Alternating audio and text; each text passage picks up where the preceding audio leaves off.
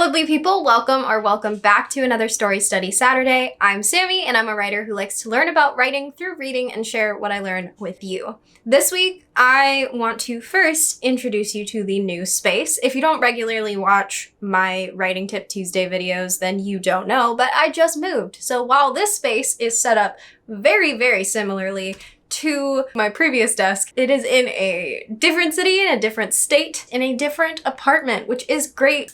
This week I want to talk to you about Searching for Sparrow by K.A. Emmons, or Kate Emmons. I have reviewed two of her sister's books, which were 100 Days of Sunlight and Tessa and Weston, The Best Christmas Ever, and you can check those out. Links will also be down in the description. She is a YouTuber / writer, and I have not been able to find her books. My preference is to get a book from a library or for free and not spend money on it to read it and then buy it once I know that it's good, because I would hate to feel like I wasted my money on something that I don't think deserves it. So I usually try to find books accessible in that way before I go out and make the purchase. And Kate's books have been like impossible to get. I've requested them from 3 separate libraries and all of them rejected it. So I decided to go with Searching for Sparrow because it is a separate part of the Blood Race world. It's not necessarily a part of the Blood Race series. And I know myself, and that if I could only get one book of a series, it would be really, really rough for me to wait until I accumulated the funds to go towards the next book in the series or the next books in the series, especially when they're not accessible to me through a library.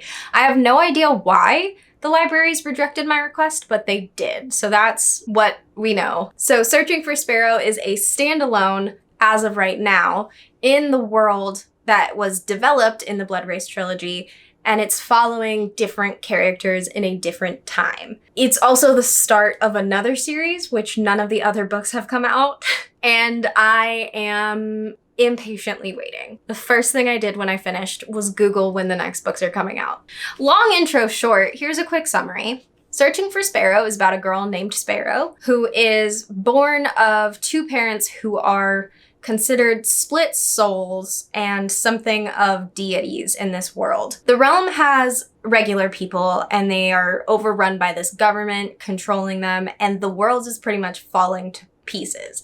The earth is dying and nobody really does anything to stop them, but there are these people who have special powers that allow them to control certain elements of things around them and give them the ability to take back the earth and give the earth back its health and bring things back to life. But they are the direct opposition to the government, and the government wants them all to disappear. Sparrow is brought into a school and raised by the instructor for this entire network of schools for these people with these powers. And she desperately wants to just be normal. She wants to have parents. She wants to be able to call this man who's been taking care of her, who's friends with her parents.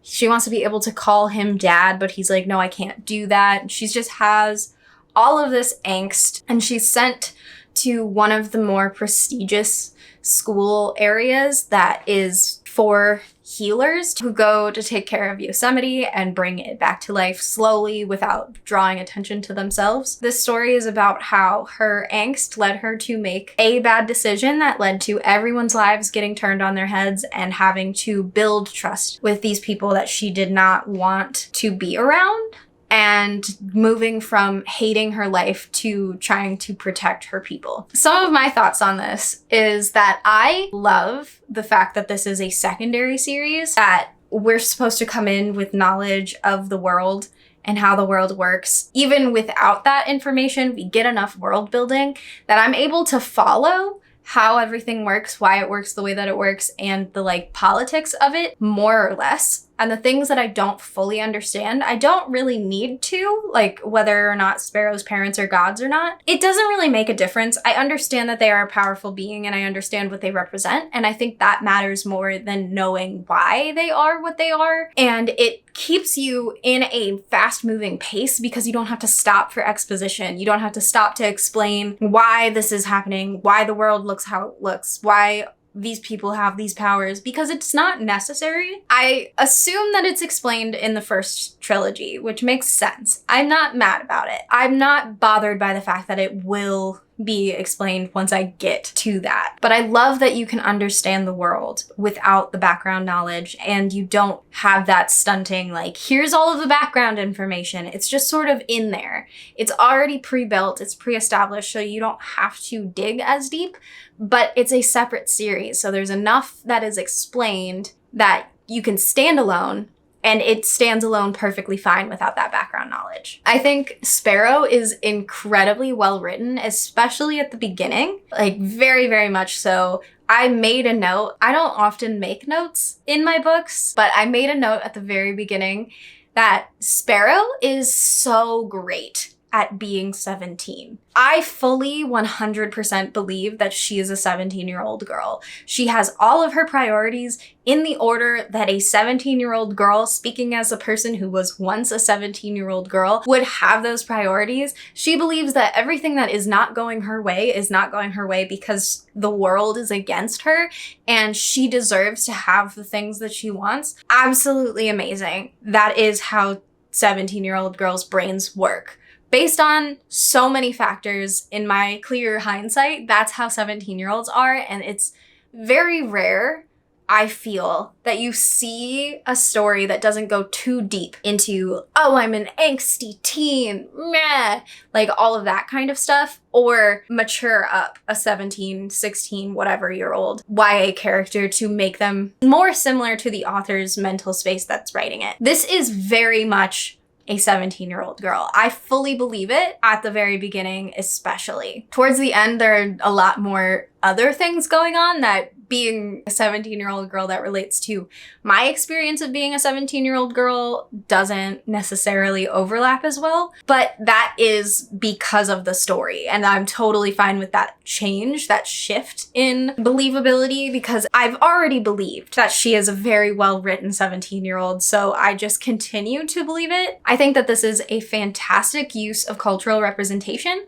because every time that a culture is represented, it impacts the character. It's not just there for representation like it was in Honey Girl. It is actually there because it is a defining feature of who the character is and how the character perceives the world and why they are the way that they are. And it's not a stereotypical thing. It is just something that directly influences who they have become as a person at this stage in their life. And I really, really appreciate that, especially since the last book that I read was Honey Girl, and it was not like that at all with their representation. This is an amazing example of that. I really like the use of multiple perspectives, especially in the use of representing different ways that PTSD would manifest in different people. So you have people whose traumas are like Sparrow's, which is that she was left as a baby and she's had to grow up thinking that she's unwanted and all of that kind of stuff. That is something that is going to manifest differently than Keegan's, whose trauma was from when he was 5 and he left his parents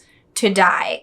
And he has that trauma hanging over him. Their processing of their traumas are going to be very different because of how their traumas represented themselves, but they can still bond over having trauma. I would also say the use of multiple perspectives allows us to see all of the characters' motivations very, very clearly, and also have that dramatic irony of looking through another person's perspective and seeing them misinterpret the situation. And I love that. That's one of my favorite experiences of books that have multiple perspectives, is seeing the different ways people misunderstand each other and knowing everything that's going on. I like knowing all of the pieces and seeing how people just don't put them in together. Some things that I think could be improved.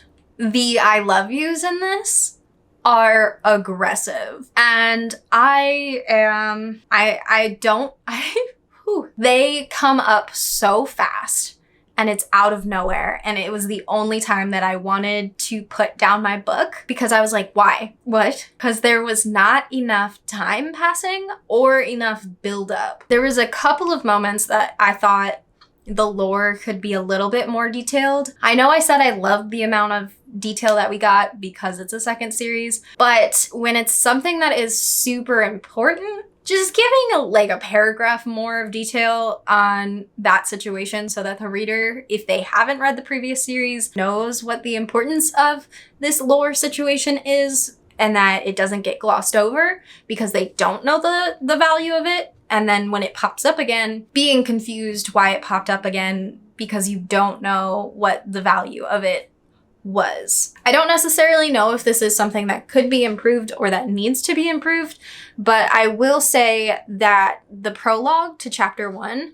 was really jarring. I was confused when we got into the first 3 pages of the story. It was a really hard adjustment for me. And I don't know if that's a problem. I think it shows a very stark contrast to who Sparrow was born to be and who Sparrow became. She's very different from what was planned for her, I suppose. And that jarringness of prologue to chapter 1, I think showcases that, but I also think it took me a minute and it wasn't an enjoyable experience in the moment. But once you get deeper into it, it makes sense that it was written that way. So what can we learn from this story? For one, how to use diversity in your story to develop characters in a unique and purposeful way. How to make sure that their background actually indicates something about who their personality is rather than being something that is just there to be able to say that it is there. Another thing that we can learn is subtle world building. I assume that most of the heavy lifting is done in the Blood Race series, which is fine. I am okay with that. But reading this book as a standalone without that knowledge allows you to look at world building from a different perspective. It starts to show you that you don't need as much information to get your story across effectively as you may think you do. There are some details in this that I just don't know. I just don't know. I don't know how that works. I don't know why it works. I just don't know. But it doesn't take away from the story, and it made it more enjoyable for me while I was reading because I don't need to know those things. So it's a good example of being able to pare down your world building to make your story the most effective that it can be. I also think this is a good example of showing internal conflict. Not just one character's internal conflict, but showing multiple characters' internal conflicts and showing them dealing with their internal conflicts from another character's perspective, which is not something I see super often that I can pinpoint an example of. And I think it's really, really interesting to watch somebody else battle their inner demons from a different character's perspective, especially when you have that multiple perspective shift where you can sit in that person's mindset and see from their perspective and understand where their fight is, and then shift out of them in the next chapter and look through another character's eyes and see them dealing with those internal conflicts. I think that's super, super interesting. But that is all that I've got for you guys today. I am so glad that I was able to get my hands on this book. It's way, way, way better than I expected, especially being a part of a second series. I thought I was going to be lost and confused, and I'm so glad that I was able to enjoy it. So I definitely recommend it to you. I also probably recommend the Blood Race trilogy. I'm still working on getting that one. We'll see what happens. But if you enjoyed this video, please hit that like button. And if you don't want to miss any of my uploads, hit that subscribe button and the notification bell next to it. I am here every Tuesday for a Writing Tip Tuesday and every Saturday for a Story Study Saturday. Feel free to let me know in the comments down below if you have any books that you want me to read and look at from a writer's perspective, and I will take a look at those. But I will see you guys on Tuesday.